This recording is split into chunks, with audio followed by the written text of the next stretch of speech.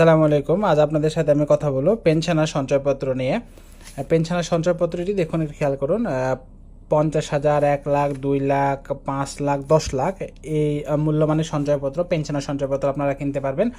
Pension আর সঞ্চয়পত্র আপনারা কোথা থেকে কিনতে পারবেন? জেলা সঞ্চয় অফিস, জাতীয় সঞ্চয় বিশেষ ব্যুরো সমূহ, বাংলাদেশ ব্যাংকের শাখা সমূহ, বাণিজ্যিক ব্যাংক সমূহ, এমনকি আপনার ডাকঘর থেকেও সঞ্চয়পত্রটা ক্রয় করতে পারবেন এবং নগদায়ন করতে পারবেন। এই পেনশন আর সঞ্চয়পত্রের মেয়াদ হচ্ছিল 5 বছর। এখন এই মুনাফার হারটা আমি আপনাদের সাথে শেয়ার করলাম না, এই কারণে যে এটা অনেক সময় কম বেশি হয়, আপডেট হয়। এখন আপনি একটু খেয়াল করবেন যে যত আসলে মেয়াদ বেশি হবে আপনাদের ইন্টারেস্টের হারটা কিন্তু তত বৃদ্ধি পাবে। এখন মাথায় রাখবেন, 1 বছরের আগে যদি আপনারা সঞ্চয়পত্রটা ভাঙেন তাহলে কিন্তু মুনাফা আপনারা পাবেন না।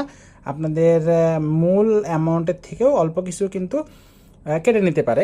এখন এখানে গুরুত্বপূর্ণ কথা যে পেনশন আর সঞ্চয়পত্রের উৎস কর আপনারা একটু বলে রেখে আপনাদেরকে, 5 লাখ টাকা পর্যন্ত যে মুনাফা পাবেন তার উপরে উৎস কর কিন্তু কর্তন হবে না, কিন্তু 5 লাখ এর পরবর্তী 5 লাখের অধিক হলে তার থেকে 10% হারে আপনাদেরকে উৎস কর কাটা হবে।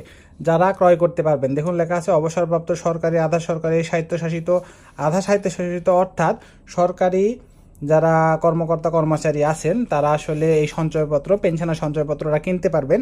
এটার ক্রয় সীমা কত? সর্বোচ্চ মাথায় রাখবেন যে প্রাপ্ত আনুতার্সিক এবং ভবিষ্যৎ তহবিল অর্থ চূড়ান্ত মিলিয়ে একক নামে সর্বোচ্চ 50 লাখ টাকা পেনশন আর সঞ্চয়পত্র আপনারা কিনতে পারবেন।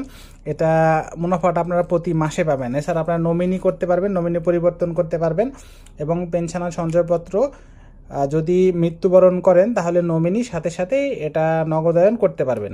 ধন্যবাদ।